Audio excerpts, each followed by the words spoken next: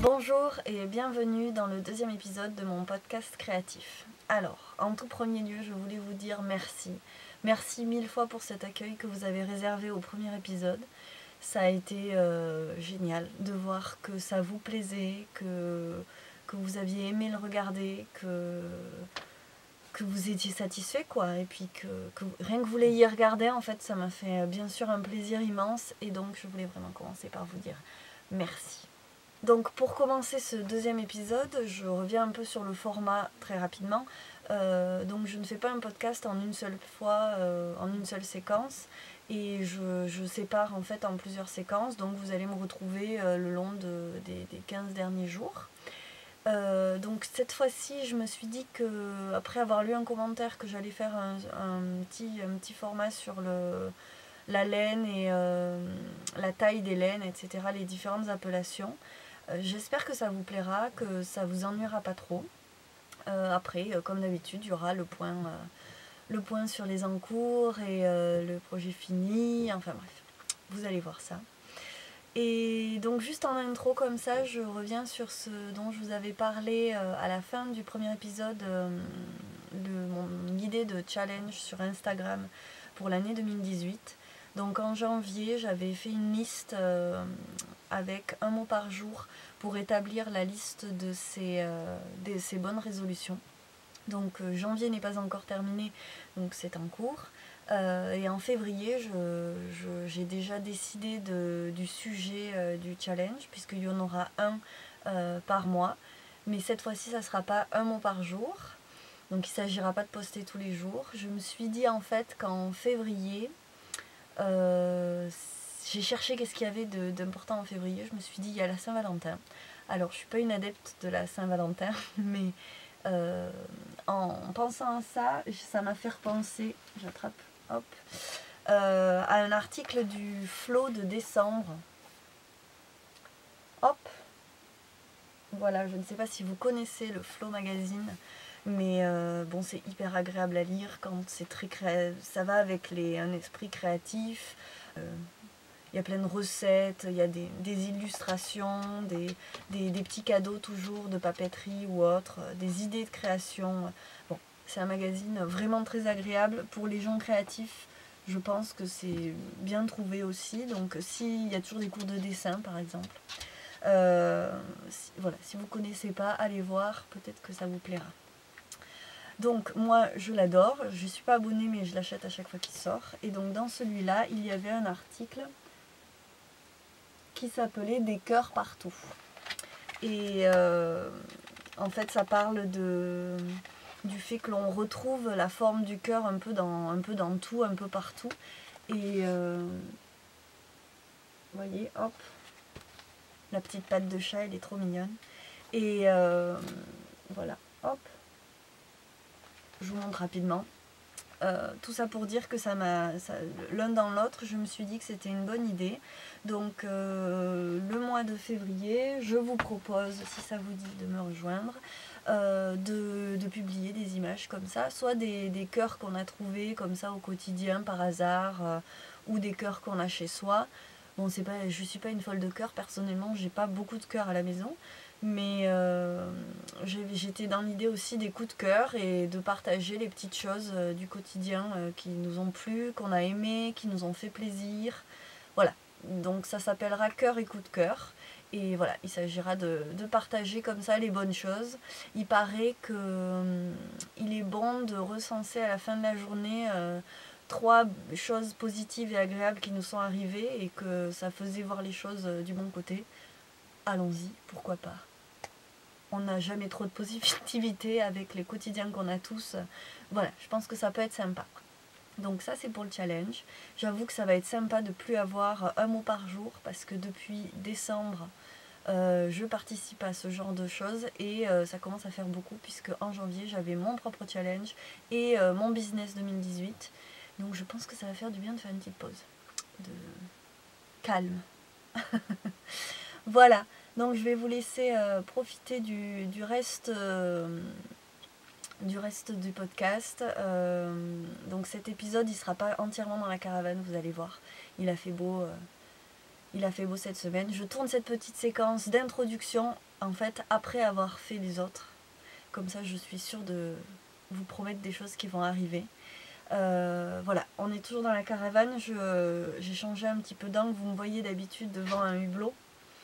Et enfin d'ailleurs c'est l'autre, c'est celui qui est en face. Et bon bah là je me suis dit qu'on allait changer. Du coup je réalise que vous voyez mes petites peluches.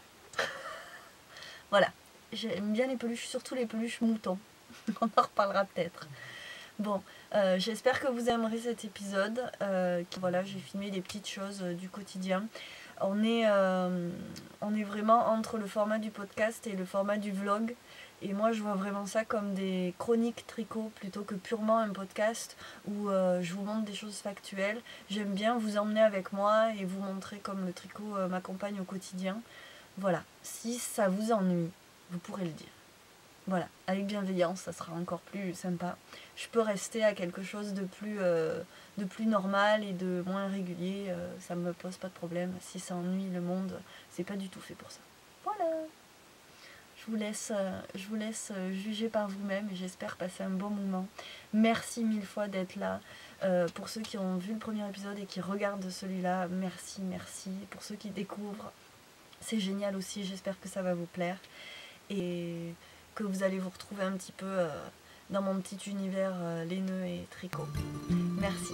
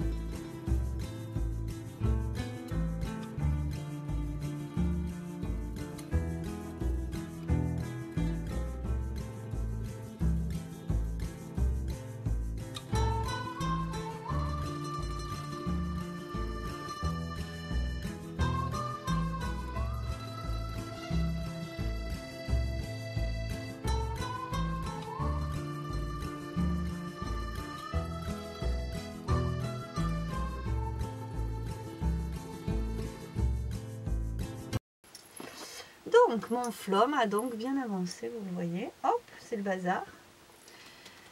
J'ai terminé les manches et il ne me reste que le fond à faire en fait, de refermer tout en bas. Donc il est vraiment très bien avancé.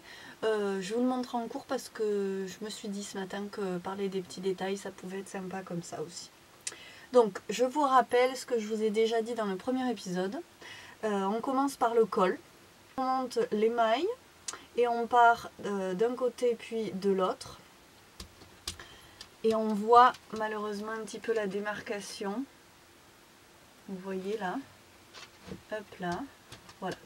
Pourquoi? Moi j'ai voulu faire un montage provisoire qui normalement ensuite est invisible, mais je l'ai raté. Mais bon, là ça va, c'est dans le coup, et puis c'est pas moche.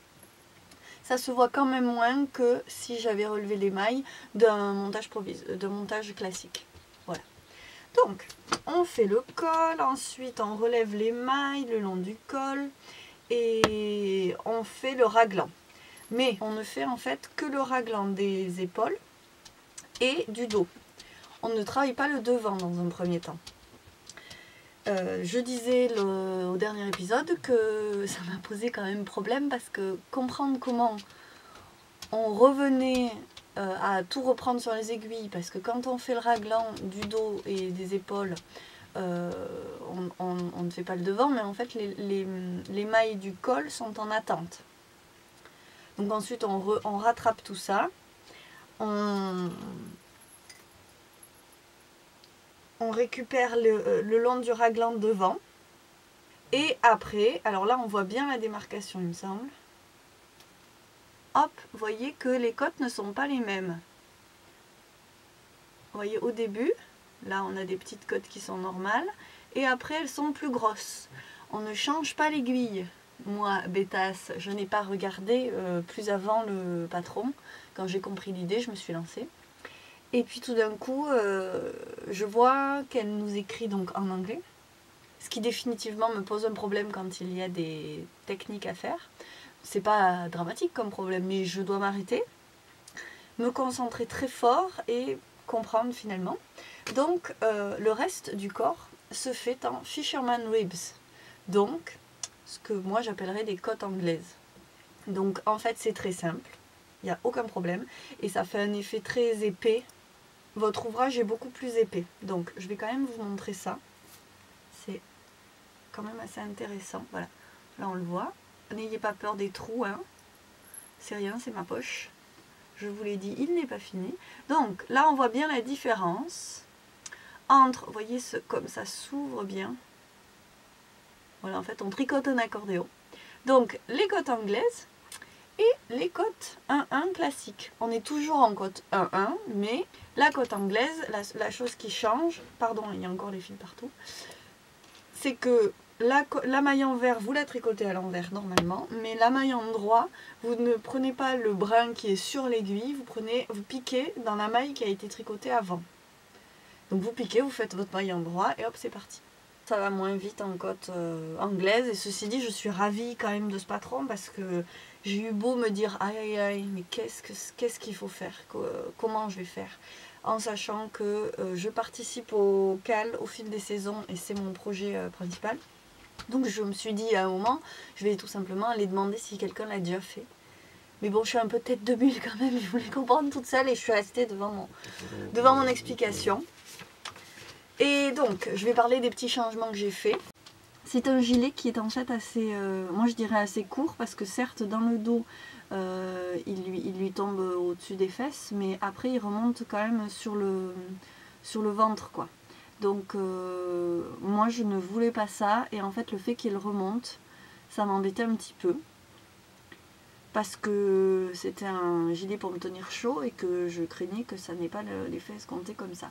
Donc j'ai regardé ce qu'avait fait ce qu'il avait tricoté sur Ravelry, et je me souvenais bien sûr que Cocotte Knits l'avait tricoté et n'avait pas fait ce côté rang raccourci, parce qu'en fait ce sont des rangs raccourcis qui font que voilà, que ça remonte. Donc elle a noté, super, ces modifications. Et en fait, elle a fait 3 répétitions seulement de rang raccourci, et après elle a tricoté droit, si je puis dire. Donc, j'ai fait pareil, tout simplement. Donc, j'ai changé ça. J'ai changé les manches, qui sont plus longues. Je les ai allongées. Pas trop non plus, parce que j'avais tendance à faire des manches très très très longues, parce que j'ai toujours peur d'avoir froid. Mais en fait, j'ai pas si froid que ça, et puis surtout, je passe mon temps finalement à les retrousser. Donc c'est quand même dommage. J'ai fait là, je pense, les manches à la bonne longueur, donc des manches longues. Faisons abstraction de tous les fils qui partent partout. Est-ce que vous allez voir là que c'est un joli petit rabattage tubulaire? Donc qu'est-ce que ça veut dire? Ça veut dire qu'on dirait que le tricot, au lieu de s'arrêter net là, il continue. C'est pas facile à montrer, hein. Vous voyez, c'est comme si les mailles ne s'arrêtaient pas. Et alors, je suis assez contente parce que, vous voyez, il est quand même très extensible. Là, je suis contente parce que j'en ai fait un en premier lieu et il n'était pas extensible comme ça du tout, hein. Alors, j'ai aussi fait une bêtise pour les panches. C'est vraiment pas drôle, hein, si je fais pas de bêtises. J'ai commencé à... Vous le voyez là, la démarcation entre les côtes anglaises et les côtes classiques. Moi, j'avais tout fait en côte anglaise. Mais en fait, elle dit de le faire en côte classique. Donc j'ai fait un mix. Au début, j'ai laissé les côtes anglaises. Et après, j'ai fait les côtes classiques. Donc, celle-là n'est pas cousue, vous voyez. Hop. Voilà. C'est pour ça que je voulais vous le montrer en cours. Je trouvais ça sympa de voir aussi la construction. Voilà. Donc, vous voyez qu'elle est à moitié cousue. Je vous montre sur l'arrière. Elle est cousue de ce côté. Donc, je suis assez contente de la couture. Ça se voit pas trop. Et donc l'autre côté ne l'est pas encore. Hop, tire et j'aurai des poches sans trou, ce sera mieux. J'ai eu un gros fail. Outre le fait que je me sois trempée pour les poches, ça c'est pas très grave, ça va quand même très vite à tricoter. Je ne sais pas ce que c'est. Voilà, donc je vais vous le montrer. Vous allez le voir tout seul de toute façon. C'est ici. On a une ligne de je sais pas quoi. Je ne sais pas ce que c'est, ce qui s'est passé. Au début, comme j'ai cru que j'ai cru que c'était au moment où je changeais de pelote. Donc ça m'a induit en erreur et je me suis dit ben, je vais pas m'en occuper maintenant, je verrai après, je tirerai les fils. Comme il s'agit de pelote, et donc du coup il y a moins de métrage, même si on est quand même à 125 mètres, c'est pas énorme hein. Quand on tricote un gilet comme ça, j'avais acheté 11 pelotes et je vais toutes les utiliser, hein. Donc ça en fait du fil à rentrer, hein, parce qu'il faut rentrer les deux bouts. Bref. Donc j'ai cru que c'était ça, ça m'a induite en erreur et en fait c'était pas ça parce que j'ai tiré les fils un par un, tout bien comme il faut, ça prend un temps fou et c'était pas ça. Donc je pense que je ne sais pas pourquoi, c'est peut-être un moment où j'ai repris l'ouvrage et j'ai tordu les mailles et je suis dégoûtée. Mais je m'en suis rendu compte, j'étais après la démarcation de la poche et j'avoue, hein, j'ai pas eu le courage. Puis sur le coup je me dis bon mais je vais trouver une solution. Et ben non, il n'y en a pas de solution. Donc je ne sais pas ce que je vais faire. Je sais pas. Je vais trouver quelque chose. Je vais pas mettre des boutons parce qu'il pourrait, hein. Mais bon, c'est pas grave. Donc ça c'était le fail, on n'y pense plus, ça m'obsède, mais c'est pas grave. Je ne vais pas vous obséder avec ça. Donc vous voyez, non c'est de ce côté que vous voyez que il y a quand même des trous parce que, est-ce que je vous l'avais dit, je ne sais plus, donc je vous le redis. J'ai tricoté en aiguille 5. Au lieu de l'aiguille 4. 4,5, qu'est-ce que je dis? Pourquoi? Parce que mon échantillon n'était pas bon. J'avoue que même en aiguille 5, il n'était pas bon. Donc je me suis dit, je vais adapter la taille. Donc j'ai fait du M pour le col et le début du raglan des épaules. Ensuite, pour la fin de l'emmanchure et du raglan, je suis passée au L. Et donc après, je suis restée au L. Sachant que je fais une taille S, hein, normalement. Enfin, je suis très menu XS en haut, S au milieu, M en bas. Non mais c'est vrai, sur un gilet, il faut quand même penser que il y a la taille. J'ai la taille plus large que les épaules, clairement. Donc c'est compliqué à adapter, mais là je me suis concentrée dessus, à me dire même si c'est compliqué, je vais faire comme ça, parce que je veux qu'il m'aille, parce que j'ai fait l'année dernière le cardigan Timber, et que je ne le mets pas, quoi. Je le mets à la maison de temps en temps, mais les manches sont trop serrées, la taille est trop... Mais tout, en fait il est tout trop petit, entièrement trop petit. Et c'est terrible parce que je l'ai fait avec une laine que j'avais déjà utilisée pour faire un autre cardigan qui finalement ne me plaisait pas. Et donc je l'ai détricoté, je l'ai lavé pour que le fil ne soit pas frisé et j'ai refait un truc qui ne me va pas. Et voilà, donc cette fois-ci j'ai voulu réfléchir avant d'agir. Je trouve pour l'instant que ça va, à part ce truc là de rang tordu, je ne sais pas ce que j'ai fait.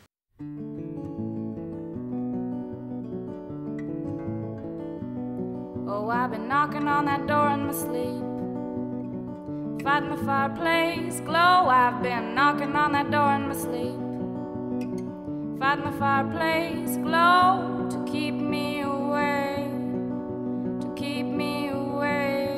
from home. And Papa, get the rifle from its place above the French doors. They're coming from the woods, oh, they're coming from the woods. And Mama, you're running too, oh, my Mama, you're running too. Mama, you're running too, oh, my Mama, you're running too. And brother, I'm so sorry that you watched the paintings burn. And I've been holding on to the gold when letting go would free my hands. And I've been tying your tongue in a knot, oh, I've been tying your tongue in a knot to wrap this death in a sheet. And Papa, get the rifle from its place above the French doors. They're coming from the woods, oh, they're coming from the woods. And mama, you're running too, oh, my mama, you're running too. Mama, you're running too, oh, my mama, you're running too. And brother, I'm so sorry that you watched the paintings burn. Alors, on se retrouve en extérieur. Oui, on est le 24 janvier et ici, il a fait un temps magnifique toute la journée. Donc, j'ai pas pu tourner plus tôt, mais je me suis dit, allez, je tente le coup. Je tourne en extérieur au mois de janvier. C'est parfait. Il paraît que demain il pleut, donc c'est le moment ou jamais.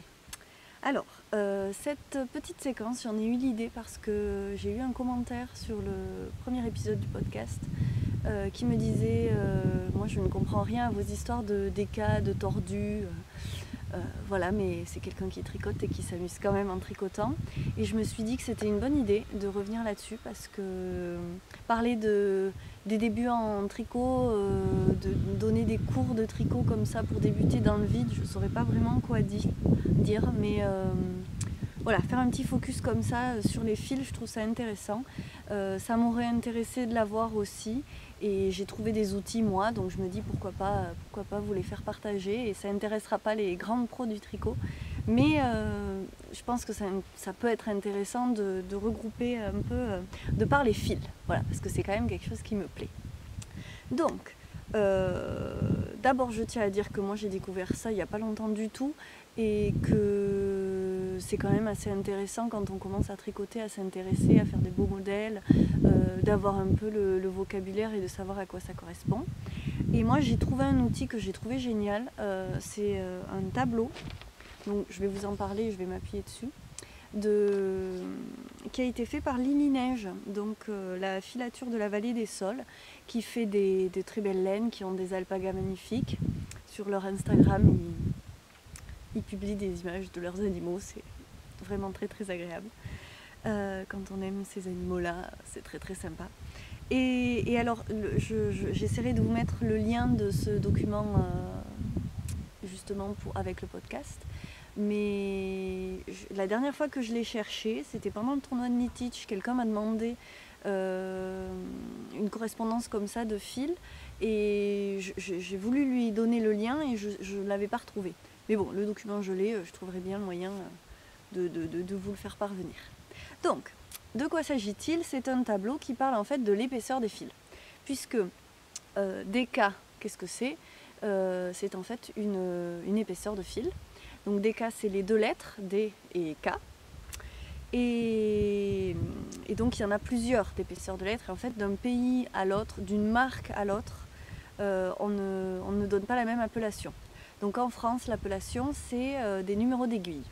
Et il s'avère que, si je ne m'abuse, c'est encore ce qui est le plus facile et évident à reconnaître et puis surtout le plus tangible, puisque il y a plusieurs choses. On peut vous parler en termes de numéro d'aiguille, on peut vous parler en termes de poids, de métrage, on peut vous parler en termes d'échantillon, pour parler toujours de la grosseur du fil. En nombre de ply, donc en nombre de fils qui sont dans un même fil. On va en reparler. Donc il y a tous les termes fingering, sport, DK, around, chunky, super chunky. Et il y a les worsted et voilà. Donc, tout un tas d'appellations qui en fait parlent de la même chose. À savoir quelle est la grosseur de votre fil. La grosseur d'un fil, on le sait maintenant quand on tricote. Si vous êtes là, c'est peut-être que vous tricotez déjà. C'est important parce que ça va en fait, votre modèle dépend de la grosseur du fil. On peut toujours adapter. Quand on s'y connaît, on peut toujours adapter. Mais pour suivre un modèle et pour avoir exactement ce que le designer du modèle vous propose en image, voilà, il faut suivre d'abord la même catégorie de fil. Donc, parlons de grosseur. La première grosseur, la plus fine en fait, là on parle vraiment de finesse, c'est le fil lace. Alors moi j'ai l'habitude d'appeler ça lace parce que finalement c'est le mot qui ressort. Moi l'habitude que j'ai le moins c'est de parler en ply. J'ai mis du temps à comprendre ce que c'était justement. Donc en filant, j'ai fini par comprendre, puisque en filant, on fait un premier fil et on les retord ensemble, les fils qu'on a fait. Donc là, tout de suite, évidemment, pas de façon pratique, on comprend qu'il faut plusieurs fils pour faire un fil. Et qu'un gros fil est souvent, pas toujours, constitué de plusieurs fils quand il est donc retordu. Ne compliquons pas tout. On parlait donc de lace. Lace, c'est très fin et c'est fait pour tricoter de la dentelle.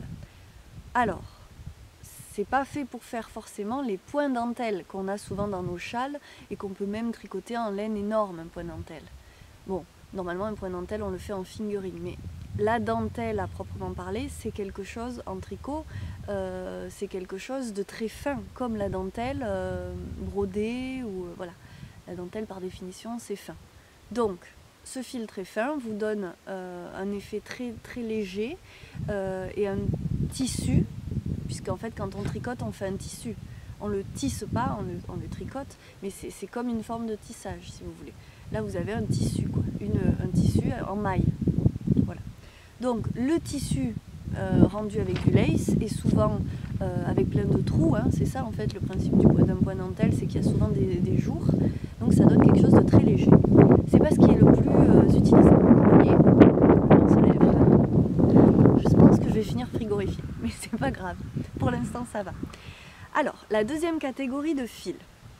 Donc, lace, on est à tout ply sur une étiquette. Je ne peux pas vous montrer de lace. Après, je vais vous montrer des autres catégories, mais du lace, j'en ai pas. Alors, vous voyez, vous avez sur les pelotes que vous achetez, j'ai pris des pelotes classiques et des écheveaux pour vous montrer. Vous avez ce petit, ce que j'appelle un cartel, parce que j'ai travaillé dans les musées, ça ne s'appelle pas un cartel, hein, mais je ne sais pas comment ça s'appelle. Donc j'appellerai ça un cartel, vous voyez, il me manque encore du vocabulaire, hein, clairement. Et vous avez tout un tas de choses, alors je vais essayer, vous voyez mieux. Là c'est super. Donc vous avez la marque, vous avez le nom de la laine, et après vous avez des choses comme Superwash par exemple. Superwash, ça veut dire que ça passe en machine. Ça paraît bête, mais quand on ne le sait pas, c'est pratique. Ensuite, sur les laines du commerce comme ça, vous avez là des numéros. Là c'est le bain. Le bain, ça veut dire que cette laine, elle est jaune, elle a été teinte. Donc le bain, c'est la marmite dans laquelle cette pelote et toutes les autres ont été trempées. Cette marmite a un numéro. La marmite d'à côté, elle n'a pas le même numéro parce que ça ne sera pas forcément exactement la même teinte. Parce que ce n'est pas la même marmite. Je parle avec des termes simples. Je ne sais pas si Katia, ils font ça en marmite. Alors, après, Color 71, vous le voyez là, hop. Les laines teintes à la main, elles ont souvent des coloris beaucoup plus joliment nommés. Mais bon. Parlons généralité. Donc là, vous avez des choses sur l'entretien, voilà, qui correspond à la catégorie de la laine. Ensuite, on arrive aux informations importantes. 50 grammes, 100 mètres, si je ne m'abuse, non, 120 mètres. Ok, ça c'est très important. Ça vous dit en fait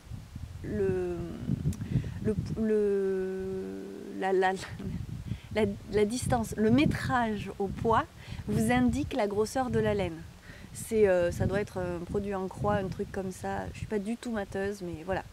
Par contre, ça, je l'ai intégré à force. Donc là, vous avez la composition. Bon, ça, c'est intéressant, pas pour le tricot, parce que ce que vous allez en faire.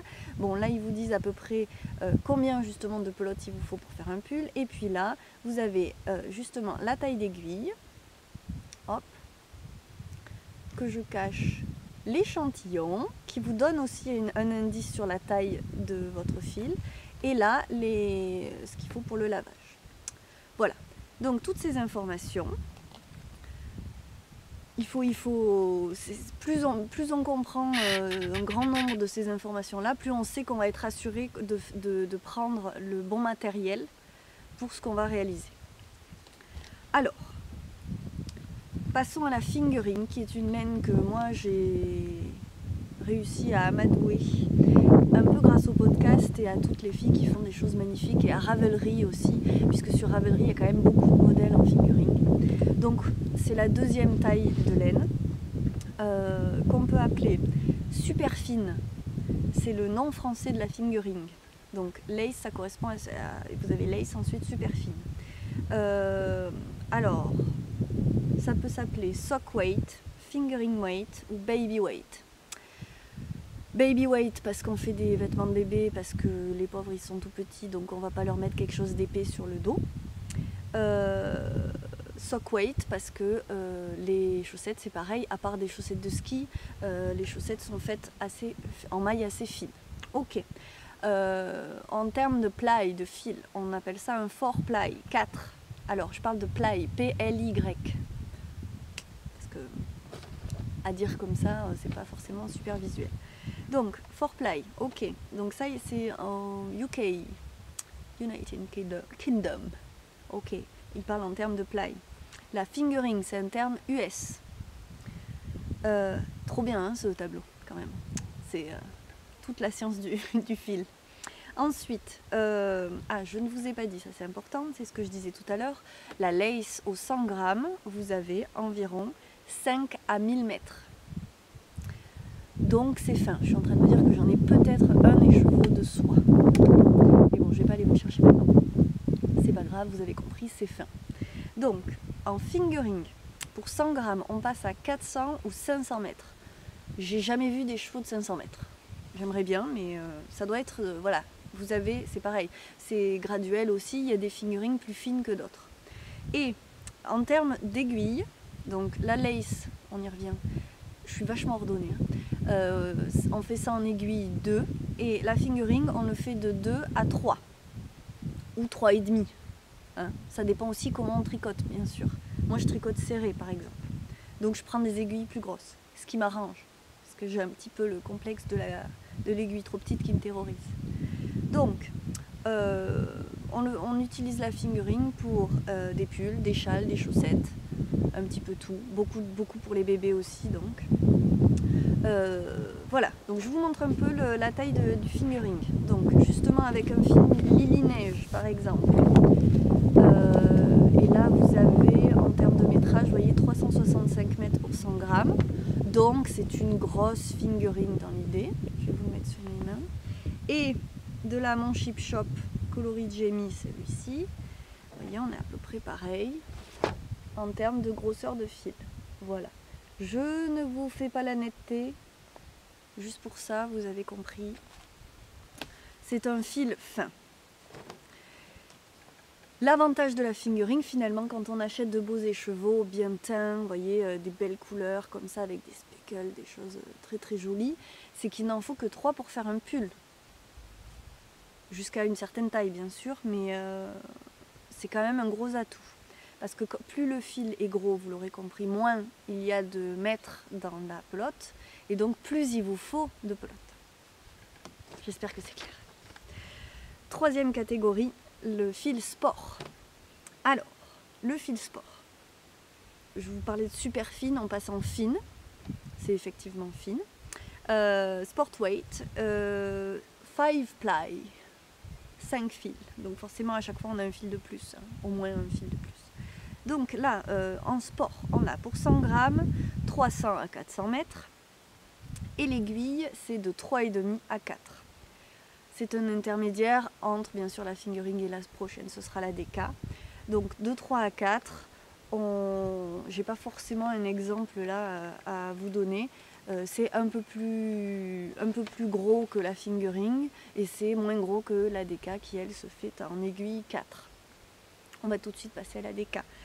La DK, ça s'appelle light worsted. Voilà, donc lace, fingering, sport, light worsted. Ok, DK, qui va donc avec fingering, sport, etc. 8 ply, donc 8 fils. Pour 100 grammes, on a 200 à 300 mètres. On en a donc de moins en moins, vous aurez compris. Et on le tricote en 4, 4,5. Alors, j'ai quand même de la DK. J'ai la Puna de Drops que j'adore, moi. C'est de l'alpaga. Je fais beaucoup de modèles de béret avec. Et j'ai aussi celle-ci qui est de la Lima de Drops. qui est, je trouve, plus grosse, mais qui est aussi censée être de la Deka. Et mes feuilles commencent à s'envoler, je vais vous rester comme ça. Vous voyez que elle est un petit peu plus grosse, la bleue, qui est donc la Lima, que la Puna, qui est rose. Voilà. Bon, Deka, qu'on utilise pour les gilets, les pulls, tout ce qu'on veut, qui est plus épais déjà. Donc forcément ça va être plus chaud, plus c'est épais, plus c'est chaud. On fait des bonnets, pas mal de bonnets, des charpes, des choses comme ça, des accessoires aussi. Donc pour tenir chaud, de plus en plus chaud. On passe, 4e catégorie, 5e très exactement, hareng. Donc hareng, on est en médium, donc on était en super fine, light, médium. Ensuite, fingering sport Deka, hareng. Hareng, on est à 10 ply, donc 10 fils. 100 grammes, 130 à 200 mètres. Ok, on passe en aiguille 5, 6. Là, worsted hareng, donc alors, ça s'appelle aussi worsted afghan, weight afghan. Alors, je n'ai jamais entendu parler de ça, c'est pas grave. Moi j'appelle ça de la hareng, c'est encore le nom que je trouve le plus simple. Après on choisit, c'est de la laine qui se tricote en aiguille 5 ou 6. Bon, j'adore cette taille. Clairement, moi le 5 tout de suite, j'ai l'impression que c'est la liberté. Voilà, j'aime particulièrement cette grosseur-là. Donc, la laine que je vous montrais tout à l'heure, justement, la Basic Merino de Katia, elle se tricote facilement en 5, même 5,5, 4,5, 5. Et on a, alors, 2 fils différents. Le Aviso de fil d'art, vous voyez qu'il est plus gros. Bon, en plus, je tire sur le jaune et pas sur le gris. On va laisser tomber ça, hop. Et toujours fil d'art. Vous voyez, je suis pour toutes les marques de lait. Je teste tout. Alors, je profite des promotions, j'avoue, hein. Dans les laines du commerce, je profite des promotions. Donc là, voilà, c'est déjà beaucoup plus gros. Est-ce que vous le voyez? Je vous mets de la fingering à côté. Normalement, on voit bien la différence. Hop. Le temps que je fasse mon petit manège. La Lily Neige, justement toute blanche, là, les chevaux que j'ai là tout blancs, c'est en fait un fil à teindre que je vais bientôt teindre. Vous voyez un peu la différence.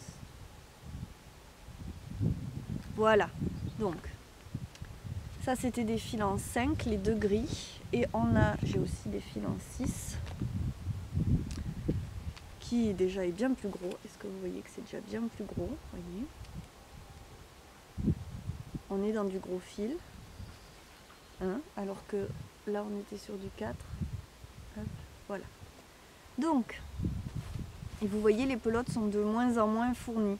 Celle-ci de Katia, pour 50 mètres, vous avez seulement, pour 50 grammes, vous avez seulement 60 mètres.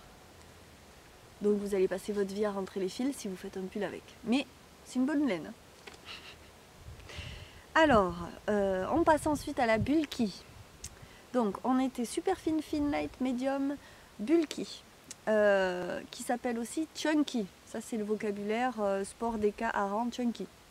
Donc, chunky, il y a la marque Rico qui utilise ce dialecte-là.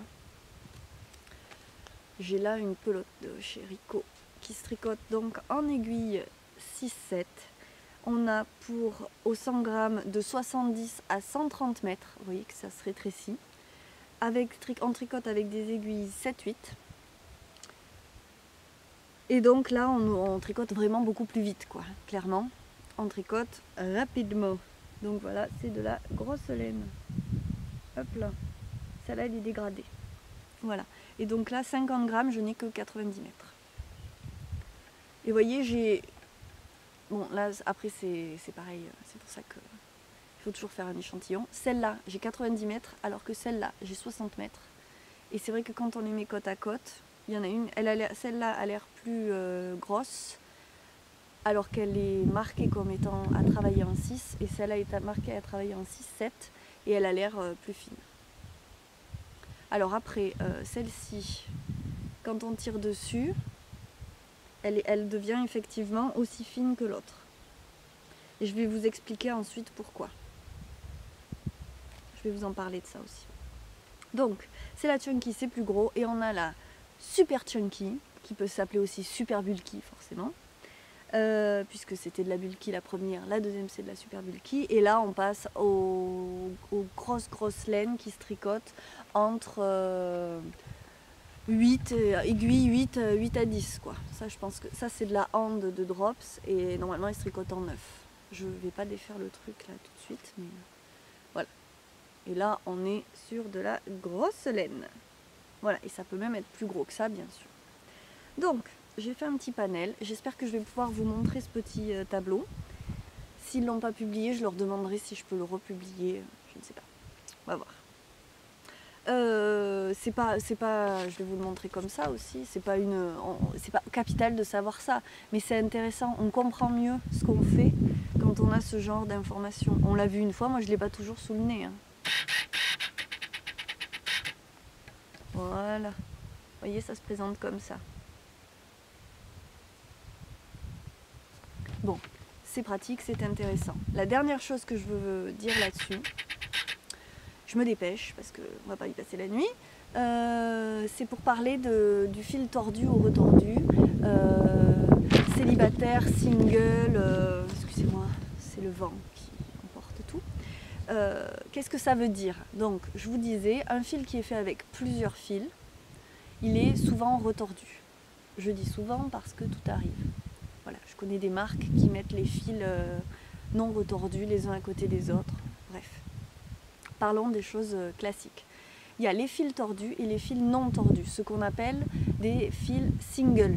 Single, ça veut dire célibataire. Moi, j'ai appris à filer, on appelait ça célibataire. Et c'est français. Et single, c'est anglais. Ça veut dire la même chose. Et moi, j'appelle aussi ça un fil mèche quand c'est un gros fil. Alors, je vais vous montrer. La Madelinetosh est un fil single. Je sens que je ne vais pas réussir à vous le montrer. Donc, j'ai pas pris la Madelinetosh. J'ai pris une grosse laine. Vous allez voir très facilement. Alors là, ça, c'est la marque Plassard. Vous comprenez que je ne suis subventionnée par aucune marque puisque je les ai toutes. Par contre, j'en ai une certaine dose. Alors, regardez ça. Alors là, pour faire la mise au point, on va mettre ça devant lui. Voilà. Vous voyez comme ça n'est pas du tout retordu. Qu'est-ce que je veux dire par là? Vous voyez que celui-là est retordu et l'autre pas. Alors, hop. Qu'est-ce que ça veut dire? Vous voyez qu'il y a, là, il y a des tortillons. Ça fait un tortillon. Voilà. Et celui-là n'a pas de tortillon. C'est juste enroulé sur lui-même. Tortillon. Pas tortillon. Est-ce que ça se voit? Je pense que oui. Alors, ça se voit encore plus sur celui-là. Il est retordu. Et l'autre ne l'est pas. Vous voyez, ça fait comme une petite tresse. Et là, c'est une mèche. Ce que j'appelle une mèche. Comme une mèche de cheveux. Et vous voyez, alors... Vous voyez pas. Comme on voit encore le poil. Et quand, au bout du fil, comme ça, il est tout juste tordu. C'est pour ça qu'on appelle ça retordre. Et là, si je le détords, donc si je vais dans l'autre sens, vous allez juste voir le poil de mouton. Voilà, parce que c'est ça, la laine. C'est du poil de mouton. Voilà, et là, c'est pas du tout tordu. Et du coup, c'est beaucoup plus fragile. Parce qu'en fait, plus c'est tordu, plus le fil est tordu sur lui-même et retordu sur un autre fil, plus il va être solide. Mais un fil célibataire, si vous tirez dessus, je suis toute floue, hein, vous m'entendez? Si vous tirez dessus, comme il est retordu sur rien, et ben, il va plus facilement se casser qu'un fil qui n'est pas. Voilà. Je vous montre quand même, parce qu'en plus, franchement, ça c'est une grosse fierté. C'est un fil que j'ai filé moi-même et que j'ai retordu. Avec des choses dedans. Voilà. Donc là, vous voyez qu'il est retordu. Pourquoi vous le voyez? Parce que j'avais teint la fibre avant de filer à la racine de Garance. Et comme je suis super douée, j'ai teint la fibre, mais à l'intérieur de mon paquet de fibres, la teinture a moins pris, donc quand j'ai filé, forcément, ça faisait un dégradé. Et alors, je pense que vous voyez un petit peu quand même qu'il y a aussi un fil doré. Donc, j'ai fait une bobine de fil, une autre bobine de fil, et j'ai retordu ces deux fils ensemble. Et voilà, et ça vous donne un fil retordu. Voilà, on voit bien là clairement que celui-là il est retordu. Et ce que je vous montrais là, Chunky, comme quoi c'est pas obligé de faire... voilà, ça aussi c'est un fil célibataire. C'est un fil... Bon, quand c'est gros, j'ai envie d'appeler ça un fil mèche.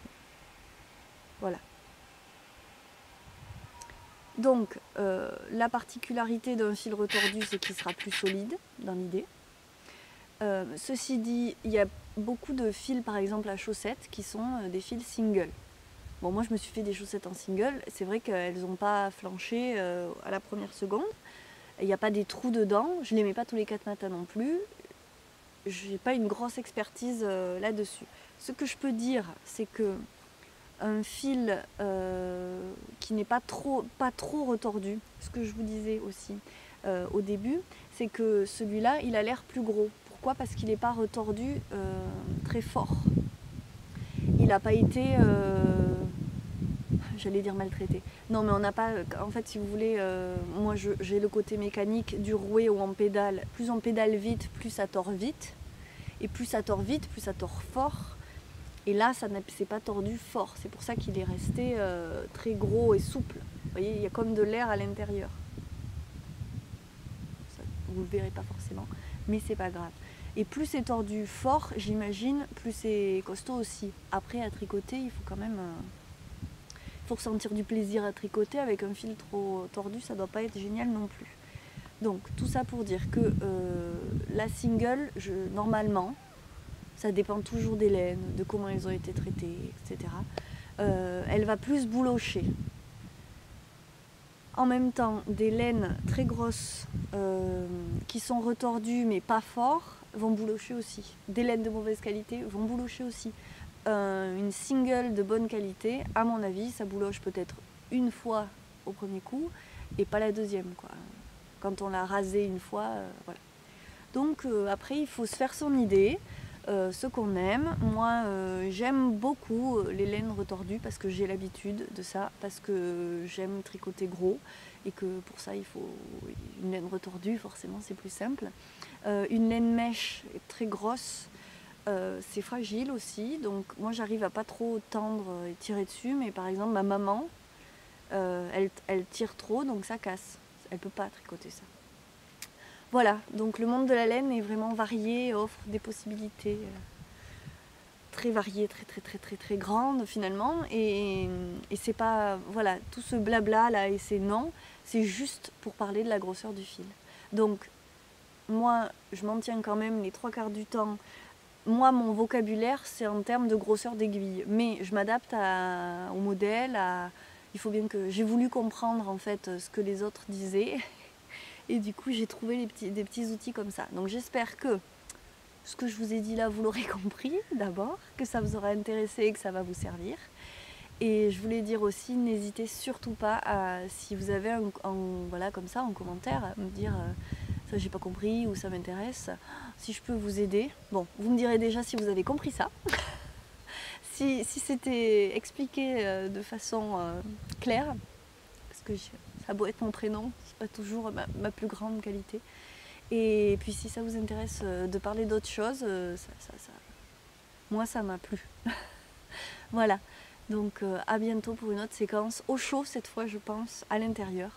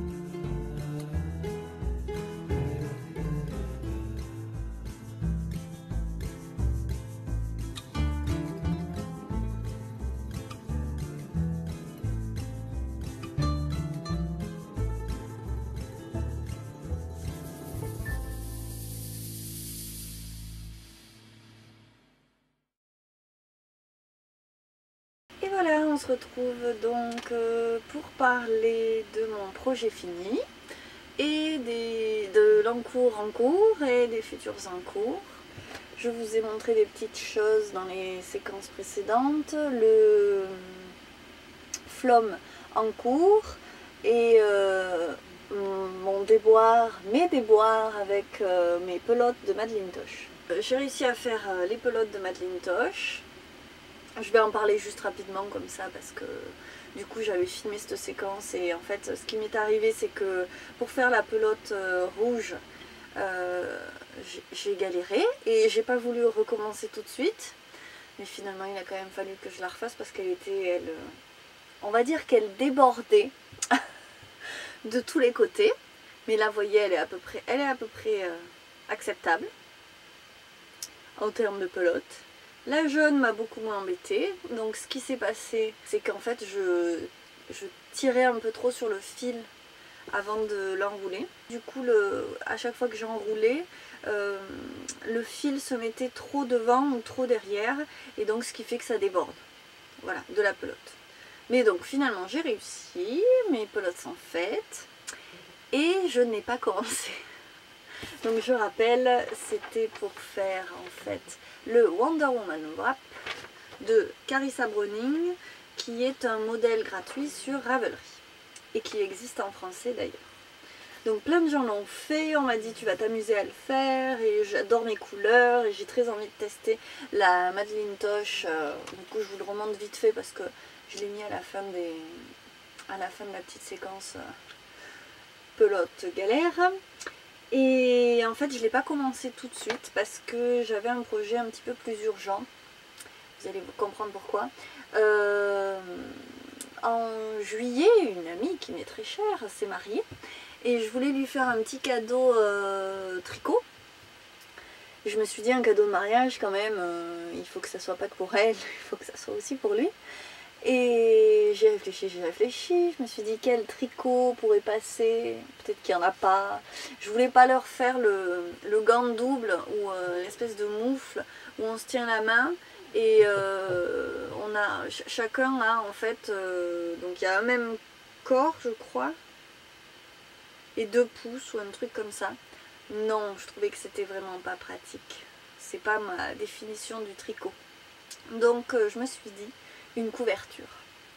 Donc bien sûr j'ai eu l'idée 2 jours avant finalement, et puis au mois de juillet tricoter une couverture, bon ça allait me prendre trop de temps et puis j'étais pas dedans, donc voilà, l'idée est venue de toute façon trop tard et j'ai pensé à la couverture Umaro de Jared Flood par la marque, c'est une marque Brooklyn Twin, qui est assez connue. Alors j'ai imprimé, j'avais pas beaucoup d'encre, donc j'ai imprimé quand même les explications.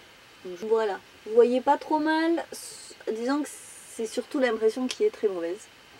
Donc voilà, c'est une couverture avec un point texturé, un motif quoi. Est-ce que là vous allez mieux le voir? Pas vraiment. Bref. Donc j'avais décidé, ça fait quand même longtemps que je me suis décidée sur la chose et je vais vous montrer tout de suite la laine que je vais utiliser. C'est la Drops Hand, grosse laine,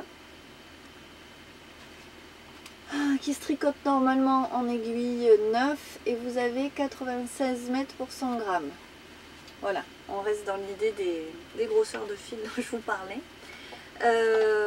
On a 65% laine et 35% alpaga.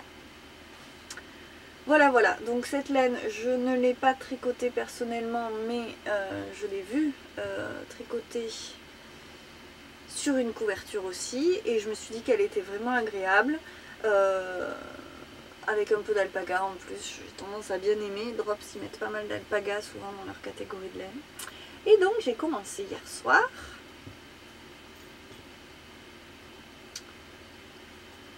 Alors le patron est pas très compliqué, hein, en fait il y a surtout une grille de motifs et puis on le répète tout simplement. Donc Voilà, vous n'allez pas voir grand chose parce que c'est le début. Donc la bordure en bas est au point de riz. Donc une maille en droit, une maille en vert. Toutes les bordures sont au point de riz puisque sur les côtés aussi. Et donc là je ne suis que au premier losange, en fait c'est plusieurs losanges. Et dans un losange il y a du jersey, dans l'autre il y a du point de riz. Et les losanges sont marqués par des points ajourés. Voilà. Voilà le début de la Umaro. Umaro, non Umaro c'est plus joli. Voilà, elle me fait de l'œil depuis très longtemps franchement. J'avais acheté le patron pour moi. C'est même ma maman qui avait dû acheter le patron parce que il lui avait plu et puis il m'avait plu aussi et puis voilà. C'est parti, je la fais pas pour moi mais si elle me plaît, il est possible que je la fasse pour moi. Donc j'ai pas de problème du tout avec ce modèle. On suit une grille, donc je vous la montre pas bien sûr, mais puisque le patron c'est quelques lignes d'explication des premiers rangs, expliquer comment une fois on répète la grille, et puis voilà, c'est pas très compliqué. Ça se passe très bien, on s'ennuie pas hein, forcément parce que il faut quand même suivre le motif. J'ai pas encore assimilé le motif, mais normalement une fois que j'en ai terminé un, je suis capable en regardant de le retrouver, et comme c'est une couverture qui n'a qu'un seul motif, enfin, qu'une répétition, normalement ça devrait être sympa pour le soir devant la télé. Alors, on va pouvoir parler de Flom, le fameux. Donc, il est terminé. Vous le voyez, je le porte. C'est un délice à porter. Je l'adore. Ceci dit, c'est pas un projet boulet, puisque vous voyez, je le finis. J'ai pas vraiment de projet boulet, hein, je m'acharne généralement. Je le trouve très beau. Vous voyez, je l'ai bloqué. Il est sec depuis 1 heure. Il va aller avec plein de choses que je porte. Il est bleu, vous voyez les trous-trous, ça se voyait l'autre fois parce que je portais quelque chose de blanc, mais voilà le fait que... Alors je dis des trous-trous, en définitive l'erreur que j'ai faite en gros sur ce patron, c'est que j'ai pas pris le bon fil, mais c'est ma faute, totale et entière.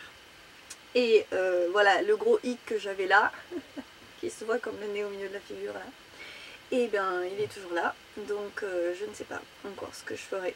Mais bon, je vais voir, parce que là, comme ça, vous voyez, porté, je ne le vois pas vraiment. Je pense que je vais me faire une broche.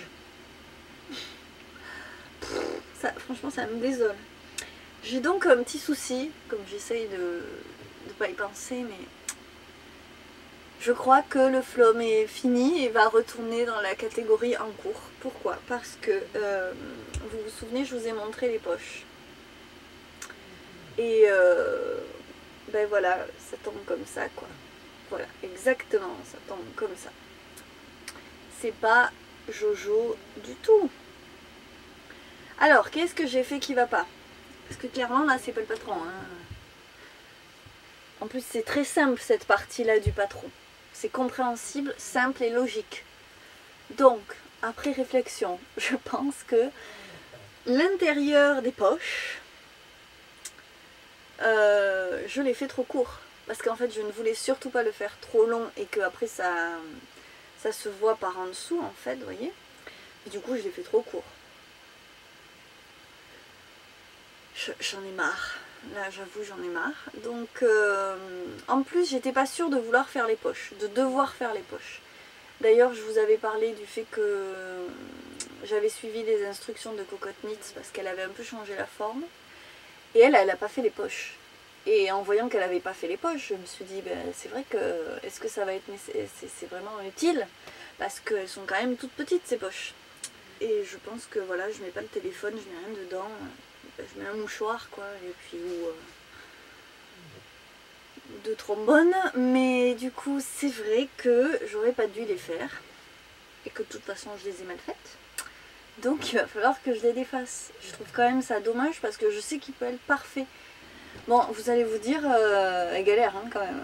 vraiment sérieusement. Mais bon, je préfère vous dire complètement. Je me suis lancée à faire en fait un podcast pour dans les épisodes vous montrer ce qui se passait. Donc si je vous montre que le truc une fois qu'il est fini et que je vous dis oui il y a eu quelques petits soucis, je trouve ça moins drôle. Voilà, c'est bien aussi hein, mais voilà, moi le tricot c'est très quotidien quand même chez moi, donc j'aime bien ce rythme comme ça où je vous montre les étapes.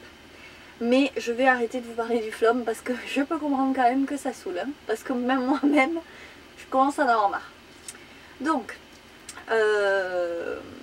parlons d'autre chose, parlons d'achat de laine par exemple. C'était les soldes et je me suis dit tu ne fais pas les soldes parce que j'ai déjà beaucoup acheté et puis que c'est pas l'affluence de sous, hein. J'ai pas trouvé de cascade encore, donc j'avais dit non, et puis je sais pas comment je suis tombée sur le site d'ailleurs. J'ai dû fureter sur Ravelry, voir la laine conseillée pour quelque chose, tomber sur le site, voir qu'il y avait une promotion. Ouais, c'était pas volontaire. Parce que j'ai très envie de certaines choses que je n'achète pas, et ça, j'ai complètement craqué. Voilà, donc c'est de la Eden Cottage Yard. Alors je monte le paquet parce qu'il faut quand même avouer que c'est beau. Alors, hop. Sur quoi j'ai craqué? Oh là là, ce que c'est étonnant. J'ai acheté du jaune. Mais alors, oh c'est bien parce qu'elle ressort pas mal du tout là. Enfin, à mon écran, à moi, elle ressort pas mal. C'est un curry, moi je dirais. Je ne sais même pas comment ils l'appellent. Yarrow. Je ne sais pas ce que ça veut dire. J'aurais pu me renseigner avant. Hein. Donc vous voyez, ils ont de très jolies étiquettes. Je vais vous montrer de plus près. Bon, vous avez vu le logo de toute façon, mais il faut bien avouer qu'à l'endroit ça sera mieux. Chaque pelote a une petite étiquette comme ça. Moi je trouve quand même ça ravissant. Alors vous verrez, vous voyez, je suis toujours du même côté. C'est très pratique. Et donc, vous voyez, Yarrow, Colorway Yarrow. Je vous l'écrirai de toute façon. Et ce qui m'a fait craquer, c'est la composition. C'est 75% baby alpaga, 30% soie. Donc c'est 70% baby alpaga. Il n'y a pas 105% dans cette pelote. J'avoue que ça m'a fait complètement craquer, donc c'est de la fingering, puisqu'elle est recommandée d'être tricotée en 2,75, 3,5, et elle a 50 grammes 200 mètres, donc 400 grammes au 100 mètres. Oui, je râle que j'aime pas rentrer les fils, et je rachète des pelotes plutôt que des écheveaux. Bon, les écheveaux comme ça, ils n'étaient pas soldés. Donc, comme d'habitude, c'est pas la même couleur que j'avais vue sur internet. C'était plus caramel, enfin c'était plus chaud. Alors que là, je trouve que c'est un jaune froid. Il tend vers les verts. Il y a un peu de bleu dedans. Alors que vous voyez, je vous fais la comparaison, ça c'est caramel. Il n'y a pas de doute, il n'y a pas de bleu dedans. Voilà, voilà. Bon, j'aime pas le jaune. Hein. Et je m'étais dit que je vous montrerai peut-être pas l'achat de laine cette fois-ci parce que j'en ai montré tellement la dernière fois. Et donc je reprécise juste que la dernière fois j'ai pas acheté ça les 3 dernières semaines quoi. Je vous ai montré parce que c'était le premier épisode, que j'avais toutes ces belles choses qui sont réunies là et voilà, j'avais commencé à acheter ça en été quoi. Je précise parce que... Et pour vous dire, parce que la dernière fois je vous ai montré celui-là qui n'est pas vraiment jaune, il est orangé, il est caramel, il est magnifique, mais bon. Je me suis offert ça aussi, c'est pour ça que je dis que je suis vraiment dans les jaunes. Alors, c'est l'alpaca de Drops. Tadadam, tadadam. Voilà, qu'est-ce qu'il dit lui? 100% alpaga, il dit, voilà. Ils ont changé leurs étiquettes, c'est tout mignon. Et oh, de la Niblade, ça faisait longtemps. Voilà. Et je penche encore vers là-bas. Donc c'est destiné à être tricoté ensemble.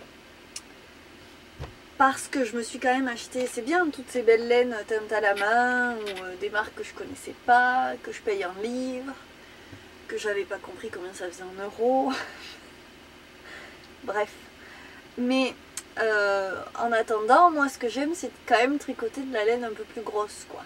Le 4 c'est mon minimum d'habitude. Donc là passer en 3, c'est une grande marche. Hein. Ça fait qu'un seul chiffre, c'est une grande marche pour moi quand même. Et bon mais celle-là, ça vient toujours de ma chère et tendre petite couturière à Gourdon, avec qui je travaille. Et qui vendent ces belles laines là, Annie Blatt, Bouton d'Or, c'est vraiment beau quoi. Moi tout ce que je trouve qu'il leur manque c'est de vendre des laines en écheveau pour qu'on en ait une plus grande quantité. Mais bon là vous voyez pour 50 grammes vous avez 255 mètres. C'est quand même très honorable, je vous laisse dire que pour 100 grammes on en a donc 510 mètres. Donc ça, selon ce que je vous disais dans la séquence sur les fils, ça serait de la lace. Mais comme elle a des poils, ça se tricote quand même avec des aiguilles plus grosses, puisqu'ils disent 3,5. Parce que le poil, en fait, rajoute de la densité. C'est une laine très agréable. Elle est 51% laine peignée, 49% kid mohair. Je l'ai déjà tricotée pour d'autres personnes et elle est vraiment très agréable. Elle est douce, elle est super agréable à tricoter. En plus pour une laine à poil, elle accroche pas, elle fait pas de nœuds. Enfin elle est vraiment très belle. Et elle a un rapport qualité-prix qui est très honorable parce que vous avez quand même 255 mètres. Et vous voyez ce que j'avais tricoté moi, c'était un gilet sans manches et court. Et bon, alors il se tricote avec 3 fils, mais il faut que 3 pelotes quoi. Et donc le gilet, il vous faut 3 pelotes et la pelote elle la vend 8,30 €, ce qui fait que voilà pour 100 grammes vous êtes à 16,60 € et vous avez plus de 500 mètres de laine. Donc voilà, c'est très honorable. Alors je vais la mélanger à celle-là, j'ai hésité quand même j'avoue parce que bon la drops elle est quand même pas chère. Mais bon, l'alpaga, je la connaissais. Puis bon, j'adore l'alpaga. Là, j'ai fait un truc en mérinos. L'alpaga me manque. Et bon, je me dis, tant pis, c'est moins qualitatif. Mais bon, je pense que ce sera joli et la couleur correspond. Donc voilà, je me suis prévu déjà un projet. Mais j'hésite, il y a plusieurs choses qui me donnent envie. Et, un modèle de Pickles qui s'appelle le Kimono Ho. J'essaierai de vous intégrer une image. Je lorgne dessus depuis longtemps, mais il va vite faire... c'est un kimono, alors ça peut vite faire robe de chambre, vous voyez. Alors qu'il est très beau, en plus la ceinture est tricotée. Donc je me dis, est-ce que la ceinture tricotée, ça n'en fait pas un peu trop de tricot d'un coup? En plus, jaune. Mais j'avoue que c'est quand même celui-là vers lequel mon cœur balance le plus. Sur Instagram, j'avais donc publié mon Make 9 avec le flom, que je vais réussir à finir. Hein. La Umaro, je l'avais mise parce que je savais qu'il fallait que je la fasse. Et donc j'avais mis 3 gilets. Après il y avait de petites knits. Donc ça c'est une très grosse veste. Épaisse, grosses aiguilles. Et qui se ferme pas. Et avec un empiècement ici là pour les bras. Parce que c'est pareil, vous voyez du coup il est quand même très large maintenant que je l'ai bloqué. Mais moi j'adore, hein, personnellement. Voilà. On va pas reparler du flom. Mais quand même ça j'aime beaucoup et il est vraiment parfait. Et il va être parfait quand j'aurai enlevé les manches, les poches. J'enlève pas les manches. On passe du coq à l'âne, c'est terrible. C'est mon cerveau qui divague comme ça. Donc je crois que j'ai abandonné l'idée de faire cette grosse veste tout de suite parce que ça se ferme pas devant. Et vous voyez je suis toujours en train de le remettre l'un sur l'autre. Et moi j'aime pas avoir froid, donc un truc aussi gros qui ferme pas devant, c'est quand même dommage. Donc je pense que je ne ferai pas ça. Et donc le dernier modèle auquel j'avais pensé, c'était aussi petite knit. Et là j'ai carrément pas le nom de la veste, donc mais c'est pareil, je vous l'écrirai. Là c'est un très beau gilet long, qui se ferme pas non plus, avec des poches. Donc bon, tout ça réuni, vous aurez compris, je ne vais pas le faire non. parce que les poches, là c'est bon, je sature. Le côté long, ben, c'est magnifique, c'est super, moi j'adore. Celui-là, quand je l'ai bloqué, je l'ai essayé encore mouillé. Il m'est arrivé en dessous des fesses, je me suis dit, oulala, ça se détend. Mais j'étais ravie, hein. J'aime bien ce genre de surprise. Quand c'est des surprises qui marchent, qui sont quand même jolies, ça marche. Mais... Donc c'est vrai que je pense que j'aimerais me faire un truc plus long comme ça, qui arrive sous les fesses, un beau gilet. Mais il faut que je trouve un gilet qui se ferme, parce que... Ou au moins comme celui-là, que je puisse moi fermer, quoi, même, quitte à mettre un petit quelque chose pour le fermer. Tous ceux que j'ai qui ne se ferment pas, je les ferme de toute façon. Je mets une broche, je mets quelque chose. Voilà. Donc, pour la lubie du jaune, mes petits achats, mon projet terminé qui sera bientôt en cours, et mon en cours effectif. Voilà, c'est pas mal. Déjà, c'est pas mal. J'espère que ce deuxième épisode vous aura plu. Je vous dis encore merci pour votre accueil. Ça a été assez grandiose. Et donc, vraiment, je vous redis merci. Je sais pas... Je pense à plusieurs trucs, mais j'ai dit déjà tellement de bêtises que il faut que j'arrête. Je vais vous dire à la prochaine fois. Et n'hésitez pas à gentiment me dire s'il y a des choses que vous n'avez pas comprises, si j'ai pas été claire et que ça sert à rien d'essayer de nous expliquer des trucs clairs. Je n'ai pas faite pour ça. Voilà, n'hésitez pas à me faire des suggestions. Ou, voilà, l'idée de vous parler de la grosseur des fils, c'était pas une suggestion, mais c'est vrai que rien que le fait d'avoir des commentaires, ça donne des idées, ça donne une idée aussi de ce que vous en pensez et de comment il faut faire évoluer les choses. Voilà, je vais poster finalement assez rapidement. Voilà, puisque ça fera moins de 3 semaines, je pense. Il suffit juste après que je fasse le montage. J'espère que c'est pas trop rapide et que voilà, ça vous ennuie pas trop. Du coup, je reparle assez des mêmes choses. Et voilà, vous pouvez me le dire, il n'y a pas de souci. Gentiment. Gentiment. Merci beaucoup, à bientôt et bon tricot.